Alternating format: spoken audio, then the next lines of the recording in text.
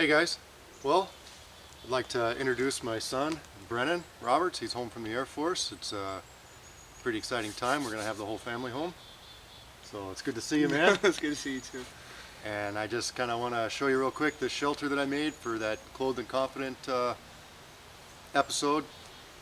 He's a big kid. He's got to weigh, what do you weigh, 220 or? About 225 right now. Yeah, I'm 170, so we're barely on the front part of the shelter and it's holding our weight just fine. This has been sitting out here for quite a while. You can tell everything's starting to die, the vegetation. It obviously needs a little more work, needs more stuff added to it, but you know, it's holding our weight pretty good, and we've had some pretty good storms rip through here, so I'm pretty happy with the construction of this shelter. I was kind of actually half expecting it to be blown over because, like I said, we've had some pretty good storms roll through, but it's working real good. So today we're just kind of putzing around. It's opening hunting season, small game, and also I want to try and maybe set a snare or two with some natural cordage with this nettle cordage. I just saw a burrow when we were walking out here from maybe a gopher or something like that. We're gonna walk around a little bit and see where a real good place to set up a couple of traps would be. Now these traps will be disassembled before we leave.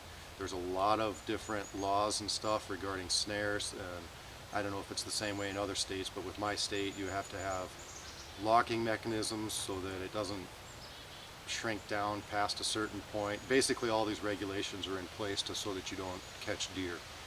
And also, believe it or not, one of the regulations is the snare, and I'd have to double check this, but the snare can't lift the animal off the ground.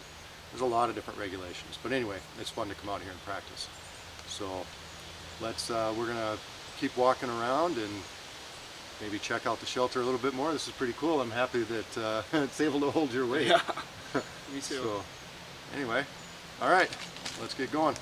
Hey guys, okay, so I backtrack back to this little burrow. I think it's like just a gopher burrow or something, but it's good practice. You got a burrow here, we can give it a try. I've got a little bit of a spring pole here.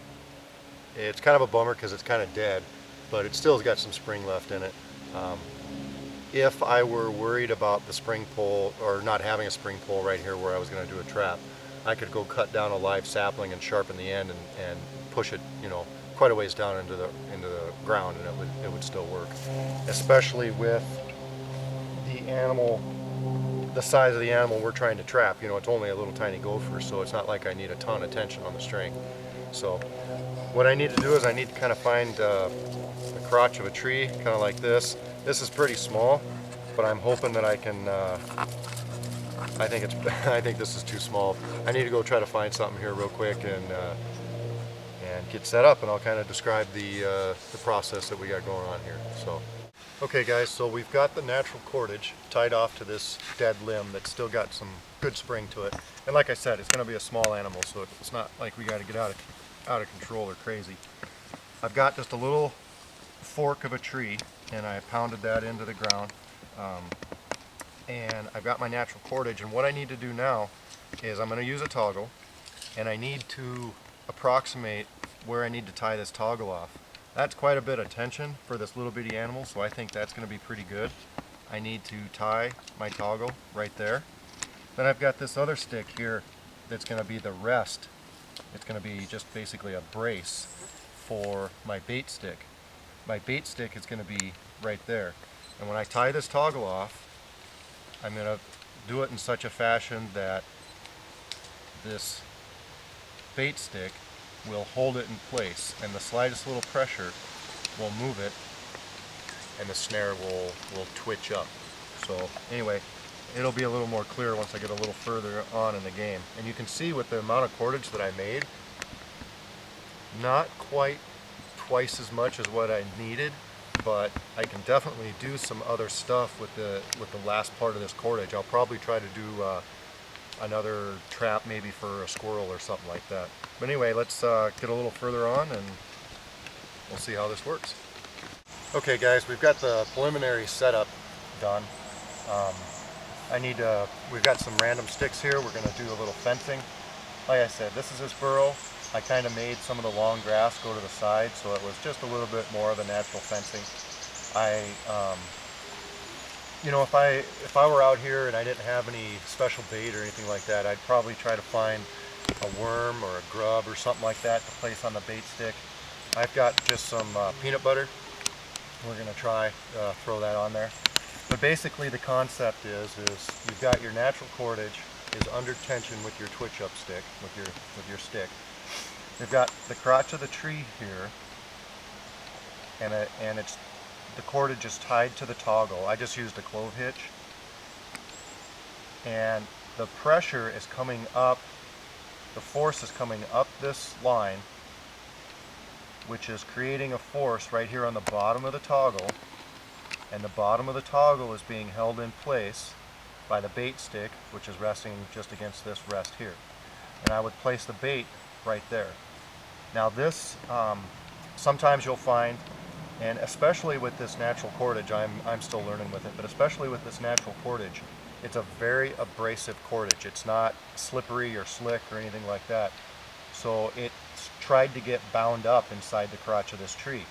So I just put a little round, extra little thing there, and I'm hoping that will help make this toggle slide better out of the crotch of that tree. Now this should be, I still need to, I haven't set it off yet or anything like that. I haven't practiced with it yet, but I need to practice with it and get it to a hair trigger. And I would probably, you know, I would put that peanut butter right there, and as you see there, it didn't take too much and it caught. But it slipped off the end of the stick, and that's why the noose didn't tighten around it. But still, like I said, this is natural cordage. It's not real slick. Now if I had some basswood handy, I would probably try, and the basswood inner bark is real slimy, so I would try to put that on the cordage and make it slide better. I don't know, I might try something. I don't have any plantain or anything like that. I gotta think about it, because if I just put more pressure on the twitch up stick, that should help too. But anyway, that's the concept. We're gonna put a little fencing in here and set it up.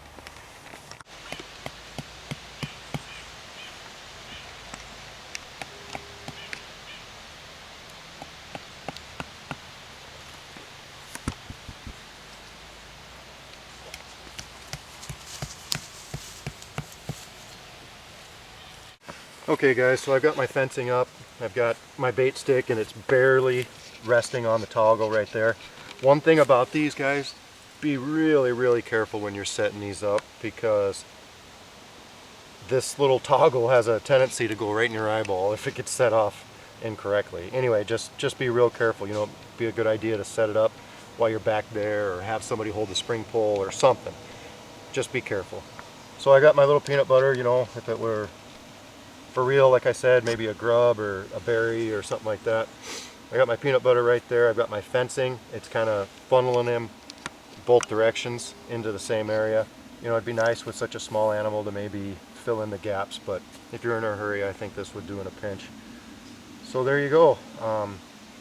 We'll stop it, or we'll do a little panoramic view here and get you kind of a close-up view of everything that's going on here.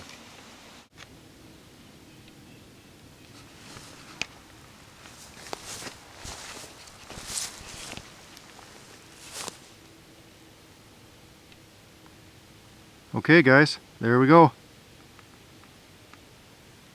I got enough cordage to do one more setup. I think I'll show you what's going on with that too.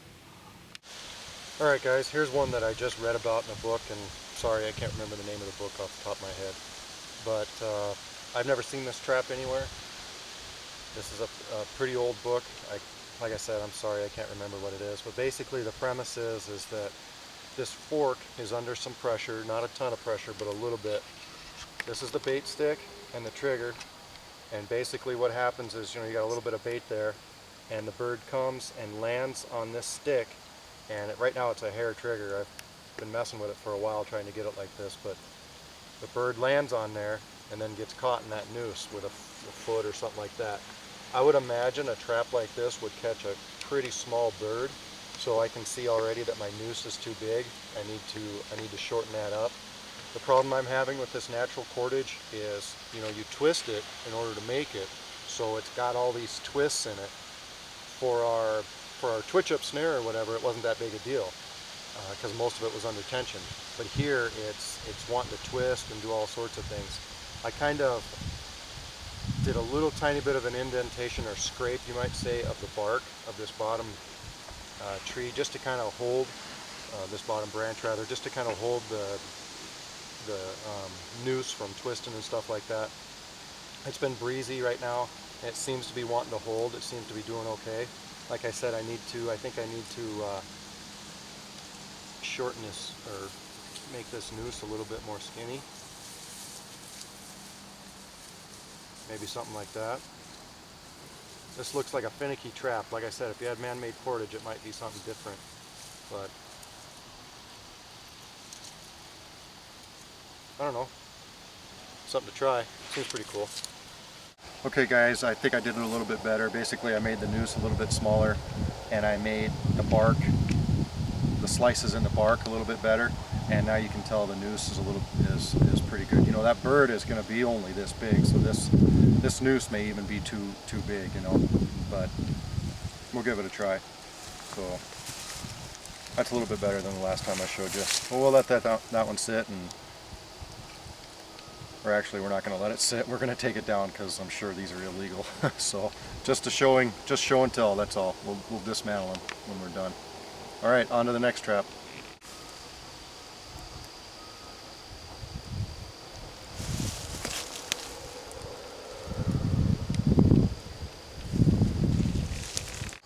Okay guys, this is the last of my natural cordage, but as you can see from only a couple of hours of work, or I can't even remember what it was, but it wasn't very long, I've been able to set 3 traps.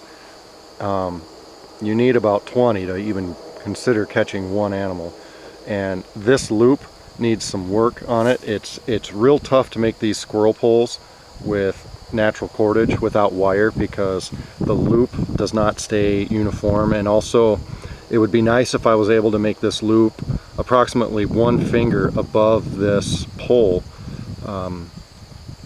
so that it's kind of up a little bit, so when the squirrel runs along he gets his little neck stuck. But I put some peanut butter on both sides of the pole, tied off the cordage with a bowline to the pole, and the theory is he runs through there and then hangs on himself, or hangs himself. And squirrels are just like anybody else. You're going to take the path of least resistance, so it's easier to go up the pole than just straight up the tree trunk. And this is an oak tree, and the acorns are fallen, so you know, maybe he's going to be interested in that stuff, you know, trying to get up into that oak tree. And the peanut butter's on both sides, just kind of, you know, obviously you wouldn't have peanut butter maybe if you're in the woods, but relying on natural cordage. But anyway, you get the idea. So yeah, natural cordage with a squirrel pole is pretty tough, but the only other thing I could think of doing would be somehow leaning some poles up against some, you know, little tiny branches and stuff. But the problem with that would be if the squirrel is able to get a purchase on those, he'd be able to climb up them and then it wouldn't hang him. The way you could overcome that would be to tie it off up quite a bit higher up the pole, and then you could have like the little saplings, little tiny saplings right here, and then he'd run through it, get snagged, and then he would swing away from the branches that you had there.